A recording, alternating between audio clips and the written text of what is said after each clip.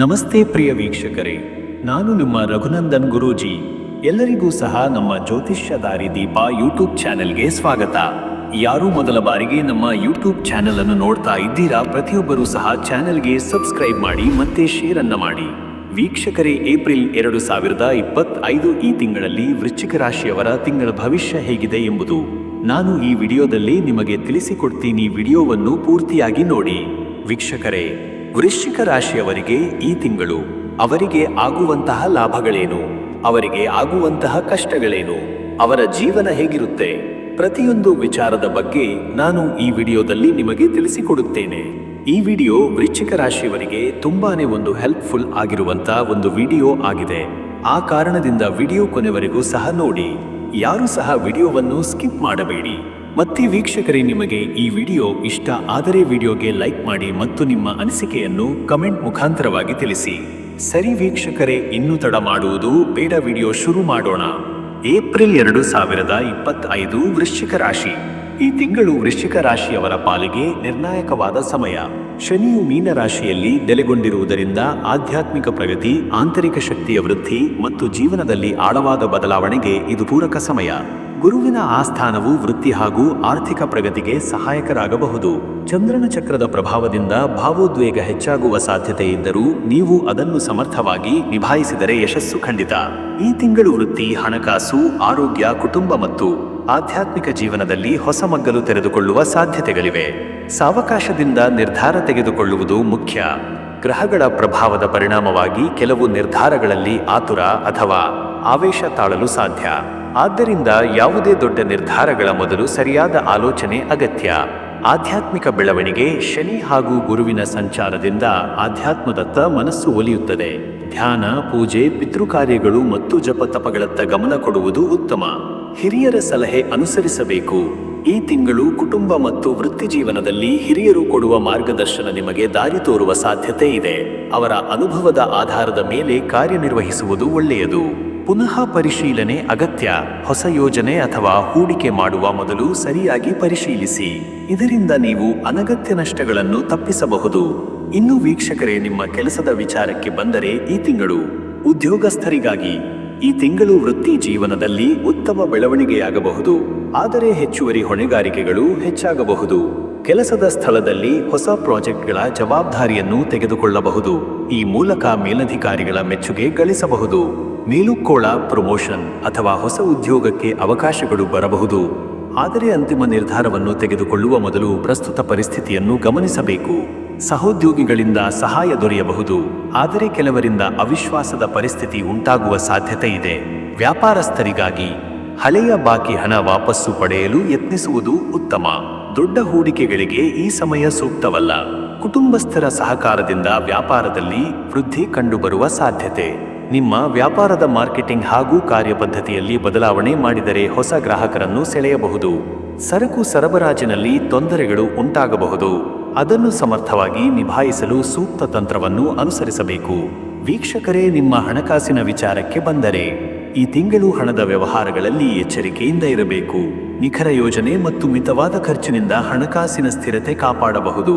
ಹೂಡಿಕೆಯಲ್ಲಿ ತಾಳ್ಮೆ ಅನಿವಾರ್ಯ. ಷೇರು ಮಾರುಕಟ್ಟೆ ಅಥವಾ ಬಂಡವಾಳ ಹೂಡಿಕೆ ಮಾಡುವ ಮೊದಲು ಸಂಪೂರ್ಣ ವಿಶ್ಲೇಷಣೆ ಮಾಡಬೇಕು. ಅನಿರೀಕ್ಷಿತ ಖರ್ಚುಗಳು. ಕುಟುಂಬ, ಆರೋಗ್ಯ, ವಾಹನದ ದುರಸ್ತಿ ಅಥವಾ ಶಿಕ್ಷಣಕ್ಕೆ ಸಂಬಂಧಿಸಿದ ಖರ್ಚುಗಳು ಹೆಚ್ಚಾಗಬಹುದು. ಸಣ್ಣ ಲಾಭದ ಮಟ್ಟಿಗೆ ನಿರೀಕ್ಷೆ ಇಡುವುದು ಉತ್ತಮ, ಏಕೆಂದರೆ ಗ್ರಹಗತಿಯ ಪ್ರಭಾವದಿಂದ ಈ ತಿಂಗಳು ದೊಡ್ಡ ಲಾಭ ನಿರೀಕ್ಷಿಸುವುದು ಸೂಕ್ತವಲ್ಲ. ಇನ್ನು ವೀಕ್ಷಕರೇ, ನಿಮ್ಮ ಆರೋಗ್ಯದ ವಿಚಾರಕ್ಕೆ ಬಂದರೆ ಈ ತಿಂಗಳು ಮಾನಸಿಕ ಒತ್ತಡ ಹೆಚ್ಚಾಗುವ ಸಾಧ್ಯತೆ ಇದೆ. ಆದ್ದರಿಂದ ಮನಸ್ಸಿಗೆ ನೆಮ್ಮದಿಯನ್ನು ನೀಡುವ ಅಭ್ಯಾಸಗಳು ಅಗತ್ಯ. ಯೋಗ, ಪ್ರಾಣಾಯಾಮ, ಧ್ಯಾನ ಪ್ರಭಾವಕಾರಿ. ಹೃದಯ, ರಕ್ತ ಸಂಬಂಧಿ ಸಮಸ್ಯೆಗಳಿಗೆ ಗಮನ. ಈ ತಿಂಗಳು ಹೃದಯ ಸಂಬಂಧಿತ ಕಾಯಿಲೆಗಳ ಬಗ್ಗೆ ಎಚ್ಚರಿಕೆಯಿಂದ ಇರಬೇಕು. ನಿಯಮಿತ ಆರೋಗ್ಯ ತಪಾಸಣೆ ಮಾಡುವುದು ಉತ್ತಮ. ಪೌಷ್ಟಿಕ ಆಹಾರ ಅಗತ್ಯ. ಅಸಮತೋಲನವಾದ ಆಹಾರ ಸೇವನೆ ಮತ್ತು ಅಸ್ವಸ್ಥ ಜೀವನ ಶೈಲಿ ಹಾನಿಕಾರಕ. ಆರೋಗ್ಯಕರ ಆಹಾರ ಮತ್ತು ನೀರು ಸೇವನೆ ಹೆಚ್ಚಿಸಬೇಕು. ನಿದ್ದೆಗೂ ಸೂಕ್ತ ಗಮನ. ಸರಿಯಾದ ನಿದ್ದೆ ಇಲ್ಲದಿದ್ದರೆ ಶಾರೀರಿಕ ಹಾಗೂ ಮಾನಸಿಕ ದೌರ್ಬಲ್ಯ ಉಂಟಾಗಬಹುದು. ಇನ್ನು ವೀಕ್ಷಕರೇ, ನಿಮ್ಮ ಕುಟುಂಬ ಮತ್ತು ನಿಮ್ಮ ಸಂಬಂಧದ ವಿಚಾರಕ್ಕೆ ಬಂದರೆ ಈ ತಿಂಗಳು ಕುಟುಂಬದವರೊಂದಿಗೆ ಸಮಯ ಕಳೆಯುವುದು ಅತ್ಯಗತ್ಯ. ಅವರ ಬೇಡಿಕೆಗಳನ್ನು ಅರಿತು ನಿರ್ಧಾರ ತೆಗೆದುಕೊಳ್ಳಿ. ತಂದೆ ತಾಯಿಯ ಆರೋಗ್ಯದ ಬಗ್ಗೆ ವಿಶೇಷ ಗಮನ ಕೊಡಬೇಕು. ಸಹೋದರ ಸಹೋದರಿಯರೊಂದಿಗೆ ಬೇರೆಯವರ ಕಾರಣಕ್ಕೆ ಭಿನ್ನಾಭಿಪ್ರಾಯ ಉಂಟಾಗಬಹುದು, ಅದನ್ನು ಸಮಾಧಾನಪೂರ್ವಕವಾಗಿ ಪರಿಹರಿಸಬೇಕು. ದಾಂಪತ್ಯ ಜೀವನದಲ್ಲಿ ಸಾಮರಸ್ಯ ಉಳಿಸಿಕೊಳ್ಳಲು ಪರಸ್ಪರ ಸಂವಾದ ಬಹಳ ಮುಖ್ಯ. ವೀಕ್ಷಕರೇ, ನೀವು ಪ್ರತಿದಿನ ಬೆಳಗ್ಗೆ ಶನೀಶ್ವರನ ಆರಾಧನೆ ಮಾಡುವುದು ಉತ್ತಮ. ಶನಿವಾರ ಹನುಮಾನ್ ಅಥವಾ ಶನಿಗೆ ದೀಪಾರಾಧನೆ ಮಾಡುವುದು ಶ್ರೇಯಸ್ಕರ. ಸೋಮವಾರ ಶಿವನ ಅಭಿಷೇಕ ಮತ್ತು ಗುರುವಾರ ಗುರುವಿನ ಪೂಜೆ ಮಾಡುವುದರಿಂದ ಆರ್ಥಿಕ ಸಮೃದ್ಧಿ ಮತ್ತು ಸಮತೋಲನ ಕಂಡುಬರಬಹುದು. ಪಿತೃಶ್ರಾದ್ದ ಮಾಡುವುದು ಒಳಿತು. ಇದರಿಂದ ಕುಟುಂಬದಲ್ಲಿ ಶಾಂತಿ ಮತ್ತು ಆರ್ಥಿಕ ಸ್ಥಿರತೆ ದೊರಕಬಹುದು. ಕೇತು ಮತ್ತು ರಾಹುವಿನ ಪ್ರಭಾವ ಕಡಿಮೆ ಮಾಡಲು ಕೇತು ಬೀಜ ಮಂತ್ರ ಜಪ ಮಾಡುವುದು ಸೂಕ್ತ. ವೀಕ್ಷಕರೇ, ನಿಮ್ಮ ಅದೃಷ್ಟದ ಅಂಶಗಳು. ಅದೃಷ್ಟದ ಸಂಖ್ಯೆ 9.